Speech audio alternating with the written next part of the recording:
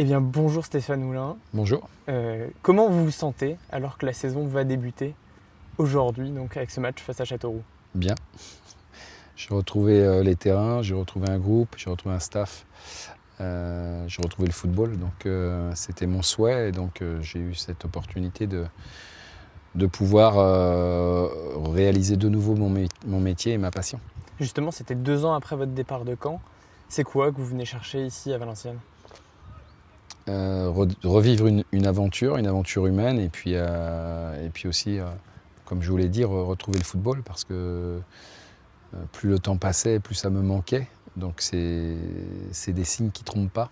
Je suis venu chercher, apporter ma contribution à l'objectif de Valenciennes qui est de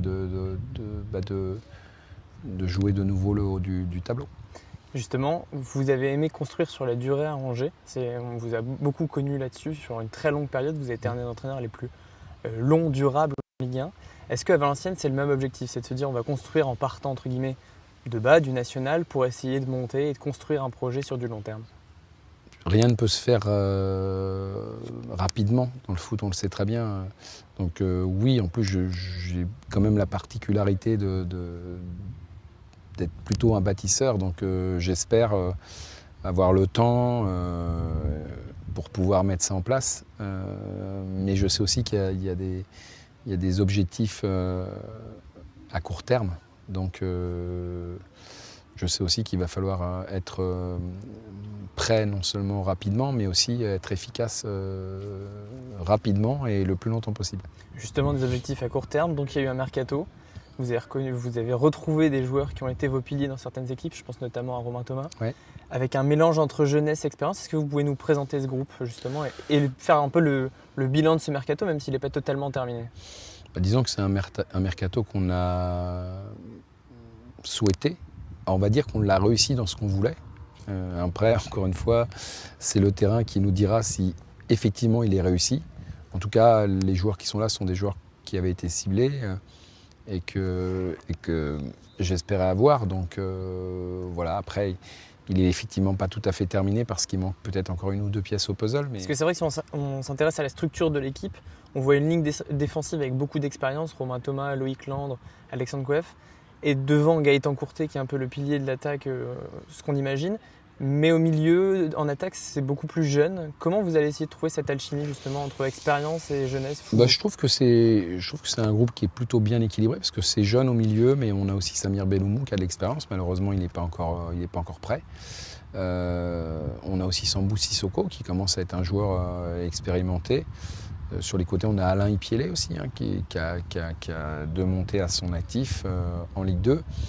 Mais il faut aussi de la jeunesse, il faut aussi de l'insouciance, il faut de la vitalité. Donc avec Kader Diomandé, avec Mabrouk Roy, avec Stréder Apua, on a des garçons aussi qui sont des garçons en devenir et qui ont le niveau.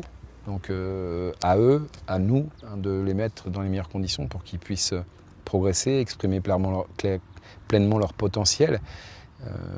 Donc voilà, je trouve que l'assemblage jeune-ancien existe. Après, encore une fois, la vérité sort du terrain. Donc ce qu'il y a sur le papier, ça peut paraître bien. Après, moi, ce qui m'importe, c'est ce qu'on en sort du terrain.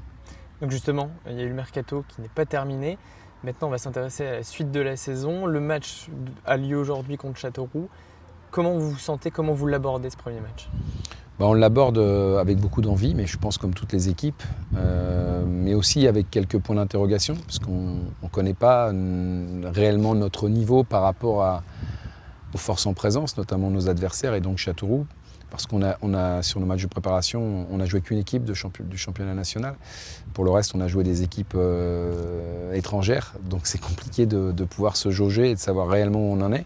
Donc on essaye de se positionner par rapport à ce que moi j'ai demandé et ce qu'on arrive à faire, mais c'est compliqué. C'est compliqué, comme toutes les équipes, je pense, de savoir réellement où on en est. Donc demain, aujourd'hui, c'est un premier test grandeur nature. Et je suis impatient de voir ce que ça va donner face à une équipe qui sera évidemment pleine d'enthousiasme regaillardi par son repêchage. Et puis personnellement, j'ai toujours une petite pointe de nostalgie avec Châteauroux parce que j'y ai joué pendant 2 années. Et justement, par rapport à cette hiérarchie dans ce championnat, il y a entre les repêchages de Châteauroux, Ajaccio, on ne sait pas encore vraiment où ils se situeront. Comment vous vous situez dans la hiérarchie? On sait qu'il y a sûrement Caen qui sera au-dessus, il y a Dijon aussi qui s'affirme comme un prétendant pour la montée, mais vous, Valenciennes, vous êtes où? J'en sais rien parce que on parle de Caen, on parle de Dijon, on parle de Sochaux, on parle de Valenciennes, mais en fait ce sont des noms, c'est des clubs qui ont un passé. Donc Derechef, on les met en position de favori. Mais moi, je sais qu'une équipe comme Orléans, par exemple, a bien travaillé l'année dernière. Ils ont une base sur laquelle ils se sont appuyés, ils se sont renforcés. Une équipe comme Rouen aussi, qui a elle aussi son mot à dire. Et puis sans oublier des équipes comme Concarneau, qui est descendu de Ligue 2 il y a que 2 ans, qui a fait des très bons matchs de préparation. Et puis certainement des équipes qu'on oublie, comme Boulogne l'année dernière, qui s'est invité pour accéder à la Ligue 2, alors qu'il venait de monter de National 2 en National. Donc il est difficile aujourd'hui d'imaginer où on va se situer. Alors, on choisit encore une fois les clubs qui ont un passé, qui ont une histoire, parce qu'on se dit, ces clubs-là n'ont rien à faire dans ce championnat, sauf qu'on y est. La vérité, c'est qu'on y est. Donc, on veut tous en sortir, mais on s'en sortira pas tous de cette division. Et donc, il faut être solide, il faudra être bon à un moment donné, il faudra être meilleur que nos adversaires pour prétendre à une issue favorable. On sait que justement en national, la clé c'est la régularité. Oui. Est-ce qu'avec des apports comme Romain Thomas, Loïc Landre, Alexandre Coef, l'idée c'est aussi de trouver cette régularité qui a manqué au club l'an dernier?